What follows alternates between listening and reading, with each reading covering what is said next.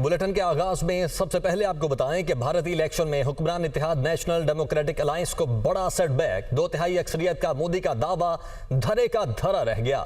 BJP और इत्तेहादी जमातें 296 सीटों पर आगे हैं। गैर हतमी गैर सरकारी नताइज के मुताबिक अपोजिशन इत्तेहाद 227 नशिस्तों पर सबकत लिए हुए है। गैर हतमी और गैर सरकारी नताइज हैं। इंतखाबी मुहिम में वजीर आजम नरेंद्र मोदी ने 400 सीटों पर जीतने का दावा किया था, मगर मोदी हुकूमत की मुस्लिम कुश और अकलियत मुखालिफ पॉलिसीज बीजेपी को ले डूबी हैं।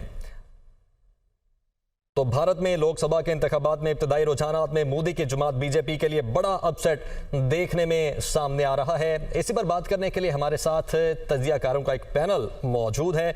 मलिहा लोधी साहिबा, सैयद मोहम्मद अली साहब और हसन अस्करी साहब हमारे साथ मौजूद हैं। सबसे पहले हसन अस्करी साहब की जानिब बढ़ते हैं।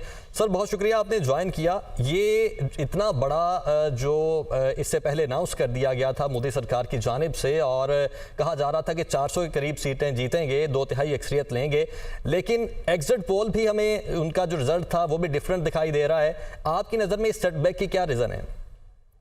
ये वाकई बीजेपी के लिए सेटबैक है, क्योंकि जो वो बातें करते थे कि 400 करीब सीटें लेंगे, उनका तो कोई इम्कान नजर नहीं आता। इसका मतलब ये है कि प्रोपेगेंडा मशीनरी बीजेपी की बहुत स्ट्रांग थी, जिन्होंने प्रोपेगेंडा जो है किया। दूसरा ये है कि जो इस दफा कोalition बना है अपोजिशन का, जिसका नाम इंडिया रखा उन्होंने, उसने काफी इफेक्टिवली जो स्टेट्स हैं, खासकर दूर दराज की स्टेट्स हैं, साउथ की स्टेट्स हैं या ईस्ट में जो स्टेट्स हैं इंडिया की, वहाँ मेरा ख्याल ये है कि अपोजिशन की परफॉर्मेंस जो है हमें जो है ज्यादा बेहतर नजर आई, जिससे कि उन्होंने उसको काउंटर बैलेंस किया। और तीसरा ये है कि जो मोदी साहब और उनकी पार्टी की जो इंतहा पसंदाना रुझानात थे, उसके खिलाफ रिएक्शन के तौर पर जो लोग उनके खिलाफ थे, उन्होंने खामोशी से जाकर, कोई शोर किए बगैर खामोशी से जाकर वोट जो है दिया, जिससे कि रिजल्ट जो है ऐसा आ रहा है जो कि मोदी साहब की उम्मीदों के लिए मुश्किल साबित होगा। सही। सर, इस वक्त मोहम्मद अली साहब भी हमारे साथ मौजूद हैं, उनकी जाने बढ़ते हैं। मोहम्मद अली साहब, आपकी नज़र में ये जो सेटबैक मोदी हुकूमत को झेलना पड़ रहा है, इसकी क्या रीज़न है? बुनियादी तौर पे 3 वजूहात हैं। नंबर 1 ये कि ऑब्वियसली इनका जो बयानिया था वो बहुत ज़्यादा हिंदुत्व और नफरत और इंटॉलरेंस पर मबनी था, जिसकी वजह से कई जो भारतीय रियासतें हैं उनके अंदर उनकी वो सुनवाई नहीं हुई जो कि वो एक्सपेक्ट कर रहे थे। दूसरी बात ये है कि जो इन्फ्लेशन के मामलात थे उनको भी वो पूरी तरह उस पे काबू पाने में अपने वादों के बावजूद कामयाब नहीं हुए।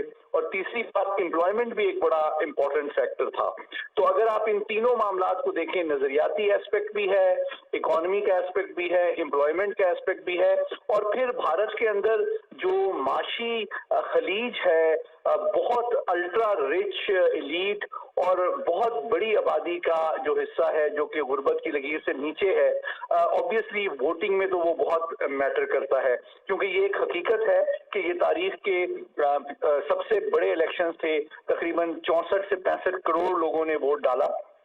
तो आप देखें कि इसमें एक बड़ी तादाद चूंकि गुर्बत की लकीर से नीचे रहती है, और वो सिर्फ एक नफरत आमेज नजरियाती बयानिए के तहत मुतासिर नहीं हुई, बल्कि उनके जो रियलिस्टिक मसाइल थे, गुर्बत के, महंगाई के, बेरोजगारी के, वो रियल इश्यूज थे जिसके ऊपर वो डेफिनेटली बीजेपी उनकी तवक्कुआत पे पूरी नहीं उतरी, जिसकी वजह से कांग्रेस और उनकी कोलिशन पार्टीज ने एक मेजर कमबैक इस दफा किया है। सही। अच्छा, और आपकी नज़र में जो माइनॉरिटीज़ के खिलाफ पॉलिसीज़ थी बीजेपी हुकूमत की, आप मणिपुर कुछ अर्सा पहले वहाँ पर जो कुछ हुआ, इसके अलावा मुसलमानों के खिलाफ जो पॉलिसीज़ हैं, आपकी नज़र में वो किस हद तक मोदी सरकार को यहाँ तक लेके आई हैं?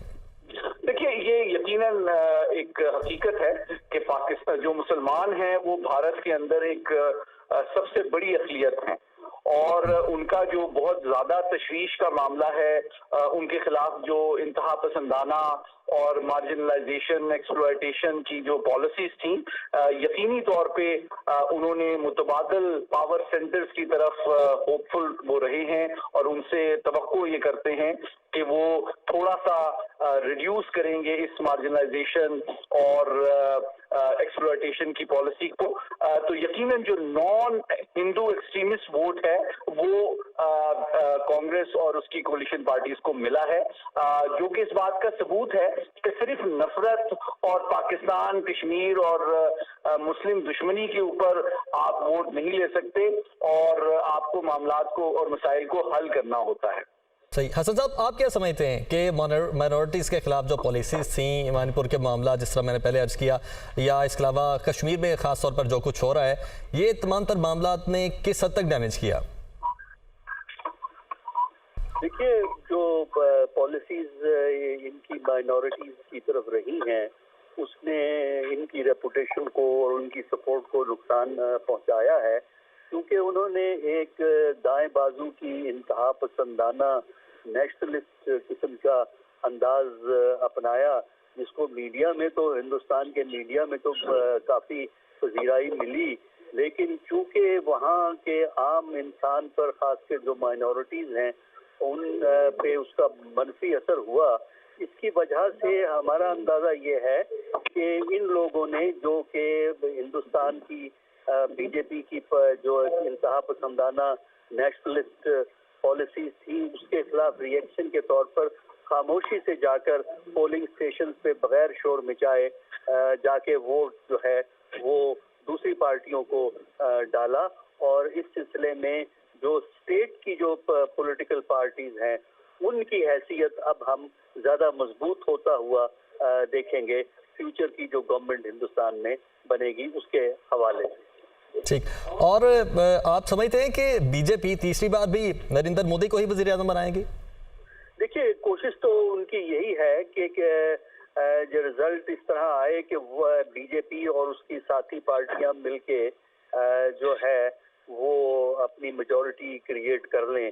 लेकिन दूसरी तरफ जो अपोजिशन है, उनकी सीटें भी इतनी हैं कि वो भी ये कोशिश करेंगे कि जो साउथ की स्टेट्स हैं या बंगाल है, जैसे वहाँ उस साइड की जो ईस्ट की जो स्टेट्स हैं, उधर से अगर वो सपोर्ट मोबिलाइज कर लें तो वो भी कोशिश करेंगे कि अपने लिए अक्सरियत जो है कायम कर सके। लेकिन बीजेपी की तरफ से उनका कैंडिडेट जो है वो मोदी ही होगा, क्योंकि इसके अलावा किसी और शख्सियत पर तो उनका इतना इत्तेफाक भी नहीं हो सकेगा कि इस किस्म की जो कोलिशन गवर्नमेंट वो बनाएंगे उसमें वो इकट्ठा जो है वो रख सके, क्योंकि बीजेपी अब भी गवर्नमेंट पार्टीज में सबसे बड़ी पार्टी के तौर पे इमर्ज करेगी। सही। मलिहा लोधी साहिबा भी हमारे साथ मौजूद है। मलिहा लोधी साहिबा, बहुत शुक्रिया, आपने हमें ज्वाइन किया। सबसे पहले तो ये हम जो रिजल्ट्स देख रहे हैं, आप उन पर अपना एनालिसिस किस तरह से पेश करेंगी? एक इतना बड़ा जो सेटबैक बीजेपी हुकूमत को मिल रहा है। ये आपने बिल्कुल दुरुस्त फरमाया, ये बहुत ही बड़ा सेटबैक तो जरूर है बीजेपी के लिए, इसलिए कि लग ये रहा है जो नताइज अब तक आए हैं कि बीजेपी खुद से हुकूमत नहीं बना सकेगी, उसको मेजॉरिटी नहीं मिलेगी, उसको अलायंस पार्टनर्स के साथ एक कोएलिशन गवर्नमेंट बनानी पड़ेगी। और फिर ये कि जो कांग्रेस पार्टी का अलायंस है जिसका नाम इंडिया है, उन्होंने तवक्को से बहुत बेहतर परफॉर्म किया है। तो इससे लगता यही है कि इंडिया में सख्त किस्म की पोलराइजेशन है, ये तो बहुत क्लियर है इस इलेक्शन रिजल्ट से। और फिर ये भी कि वजीर आजम मोदी जरूर गवर्नमेंट को बना लेंगे, लेकिन उनका मैंडेट कमजोर होगा और उनको हमेशा एक तरह से रिलाय करना पड़ेगा, डिपेंड करना पड़ेगा कोएलिशन पार्टनर पे। इसके साथ साथ मैं एक और भी नुकता उठाना चाह रही हूँ, बहुत दिलचस्प है और बहुत ही मानी खेल है, और वो है मकबूजा कश्मीर में जो इलेक्शन हुए हैं। आपको पता है वहाँ पर जो पार्लियामेंट्री इलेक्शन हुए हैं, और वहाँ हमने देखा है कि मकबूजा कश्मीर में वैली में एक आज़ाद उम्मीदवार जो है, उसका नाम है इंजीनियर रशीद, वो भरपूर तरीके से जीते हैं वहाँ, और वो जेल में है।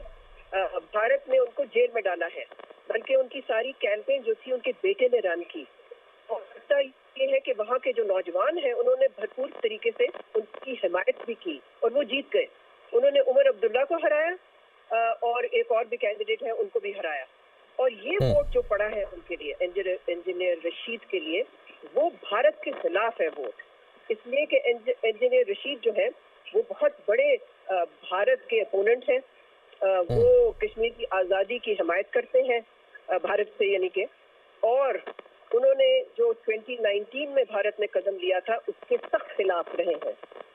एग्जैक्टली आर्टिकल 370 की मनसूखी यकीनी तौर पर उनके लिए बहुत बड़ा जख्म है। जी बिल्कुल, तो हम यही देख रहे हैं कि ये इलेक्शन रिजल्ट्स में काफी हैरानकुन चीजें भी हुई हैं जो हम हमेशा ही इलेक्शन में देखते हैं। सही। और मलिया साहिबा, आप समझती हैं कि इस बार अगर बीजेपी गवर्नमेंट बनाती है तो उनके जो उम्मीदवार होंगे वो नरेंद्र मोदी ही होंगे? मेरे ख्याल है इस वक्त तो यही लग रहा है, लेकिन कुछ आवाजें उठ रही हैं। मैंने कुछ इंडियन टेलीविजन चैनल्स पे सुना है कुछ तज्ज़िया निगार को कहते हुए कि उनको स्टेप डाउन कर लेना चाहिए इसलिए कि इनके लिए सेटबैक है। लेकिन मेरा नहीं ख्याल ये होगा। मेरा ख्याल है हुकूमत शायद वही बना सकेंगे, लेकिन जैसे मैंने पहले भी कहा कि अभी नताए आ रहे हैं तो हमें जरा केयरफुल होना चाहिए। सही। मोहम्मद अली साहब, आप क्या समझते हैं, आपसे भी ये क्वेश्चन कि बीजेपी अगर हुकूमत बनाती है तो उनके उम्मीदवार नरेंद्र मोदी ही होंगे आपकी नज़र में? मैं समझता हूँ यकीनी तौर पे उन्होंने एक अपना जो कद काठ और अपनी शख्सियत को जिस तरह से पेश किया है, एक नजरियाती हिंदुत्व के एक पैरोकार और अलमबरदार की हैसियत में, ये तो एक हकीकत है कि उनको एक वाज़े बरतरी और एक बड़ी पजीराई बड़े पैमाने पे हासिल नहीं हुई है। लेकिन ये भी एक हकीकत है कि जो इंतहा पसंद और कदामत परस्त जो हिंदू हैं वो उनके साथ खड़े हुए हैं। अगरचे जिस तरह बैरिस्टर साहिबा ने कहा कि उनकी तवक्को से कम वो सीटें हासिल कर चुके हैं, जिससे ये साबित हुआ है कि जो non extremist, non radical elements हैं भारतीय सियासत में, उन्होंने इस बयानिए को, इस नफरत को, इस पोलराइजेशन के बयानिए को रिजेक्ट किया है। और साथ ही साथ उन्होंने तो उनकी माशी, इकोनॉमिक, इन्फ्लेशन और एम्प्लॉयमेंट के हवाले से पॉलिसियां हैं, उस पर भी अदम एतमाद का इजहार किया है। तो मैं तवक्को कर रहा हूँ कि अब एक मजबूत और ज्यादा ताकतवर ऑपोजिशन कांग्रेस की जानिब से सामने आती है तो उसका भी आने वाली हुकूमत के ऊपर एक दबाव होगा, जो कि एक रिस्ट्रेनिंग इफेक्ट होगा, जो कि बहुत बैडली नीडेड है, न सिर्फ भारत की अंदरूनी और दाखिली सलामती के लिए, बल्कि इस खित्ते में कोई गैर जिम्मेदाराना हरकत और कार्रवाई से भी बचने के लिए और इस खित्ते में ताकत और अमन के को बरकरार रखने के लिए। सही। और मोहम्मद अली साहब, आपने हिंदुत्व नजरिए की बात की तो मैंने एक जर्नलिस्ट से ये भी सुना कि जो मोदी हैं वो खुद को कोई खुदा का अवतार समझते हैं और वो समझते हैं कि हिंदुओं को वो लीड करेंगे। इसी तरह से अखंड भारत का कॉन्सेप्ट भी वहां पर आया। तो आप इसको कैसे एनालाइज करते हैं, इस नजरिए को? देखिए, दो पहलू इस इलेक्शन रिजल्ट्स में बहुत अहम है। पहली बात यह कि जिस तरह आप जानते हैं कि वो 400 से ज्यादा सीटें एक्सपेक्ट कर रहे थे बीजेपी वाले, और जो कि उनको नहीं मिली। अगर वो मिल जाती तो यकीनी तौर पे वो आइन को चेंज करने की तरफ जाते और जो सेकुलर डेमोक्रेसी का नजरिया इतने अरसे से मौजूद है उसको भी शायद वो तहे देर करते और अपने पाँव के नीचे रोन देते, अपने हिंदुत्व के नजरिए के तहत एक आइडियोलॉजिकल स्टेट की डेवलपमेंट की तरफ ये जाते। लेकिन थैंकफुली ऐसा नहीं हुआ। उनके अवाम ने इस नजरिए को उनकी रिजेक्ट किया है। लेकिन दूसरा पहलू, जिस तरह मैंने कहा कि तवक्को ये है कि क्योंकि एक स्ट्रॉन्ग अपोजिशन सामने आएगी जो कि एक रिस्ट्रेनिंग इफेक्ट रखेगी, तो उसके नतीजे में मैं तवक्को करता हूं कि भारत की खारजा पॉलिसी, दिफाई पॉलिसी, माशी पॉलिसी में भी एक ज्यादा जिम्मेदारी का अंसर देखने की तवक्को की जा रही है। सही। हसन साहब, जिस तरह से मोहम्मद अली साहब ने आइन को चेंज करने की बात की, तो ये भी बाज़गश्त है कि अगर मोदी 2/3 के साथ आते तो ना सिर्फ वो आइन चेंज करते बल्कि उनका जो प्लान था वो ये भी था कि भारत का नाम भी चेंज किया जाए। इसके अलावा और कुछ ऐसी पॉलिसीज़ हैं जो कि लेके आएँ और जो भारत का आइन अगर उसे सेकुलर स्टेट बनाता है तो उसको भी उसमें से ख़त्म कर दें और ख़ास तौर पर एक हिंदुत्व स्टेट को बनाएं। तो आप समझते हैं कि ये भी एक सेंटिमेंट था जो वहाँ की अवाम को पता था, इस वजह से भी उन्होंने इनको मुस्तरद किया इस दफ़ा? जो हिंदू नेशनलिस्ट सोच थी उसकी मुखालफत भी काफ़ी वहाँ हिंदुस्तान के अंदर पिछले 4 सालों में खासकर पैदा हुई है, क्योंकि जो हिंदुस्तान का एक इब्तदाई तस्वुर था जो गांधी, नेहरू और डॉक्टर अम्बेडकर ने दिया, जिसकी रिफ्लेक्शन उनके कॉन्स्टिट्यूशन जो 1950 का कॉन्स्टिट्यूशन है उसमें हमें नजर आती है, जिसमें सेकुलरिज्म कम से कम थ्योरी में, प्रैक्टिस में ना सही, थ्योरी में तो वो आपको वहाँ जो है वो नजर आता है, जिसको तब्दील करके हिंदुस्तान की आइडेंटिटी को वो रीडिफाइन करने की कोशिश कर रहे थे। मीडिया के जरिए तो उन्होंने किया है, लेकिन कॉन्स्टिट्यूशनल चेंजेस का भी उनका एक इरादा था। लेकिन अब जो सूरत हाल नमूदार हुई है उसमें उस किस्म का इम्कान हमें बिल्कुल लगता है कि जो बीजेपी हुकूमत बनाएगी वो भी एक कोलेशन हुकूमत होगी, यानी नॉन बीजेपी एलिमेंट्स को शामिल करके वो एक हुकूमत बनाएंगे।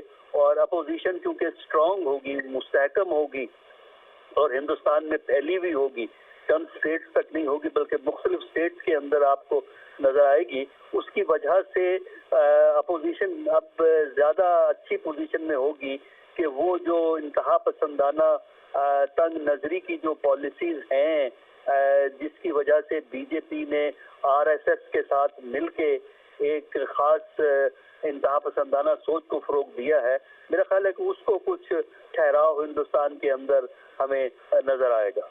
सही। और मलिया साहब, आप क्या सोचती हैं कि इस सेंटीमेंट ने किस हद तक डैमेज किया कि मोदी का इरादा यही था 2/3 अगर उन्हें मिलती तो आइन को भी चेंज करते और बहुत सारी चीज़ें ऐसी करते जो कि ना तो किसी माइनॉरिटी को कबूल होती है और ना ही शायद दूसरी दुनिया को कबूल होती है, ख़ासतौर पर मुस्लिम वर्ल्ड को?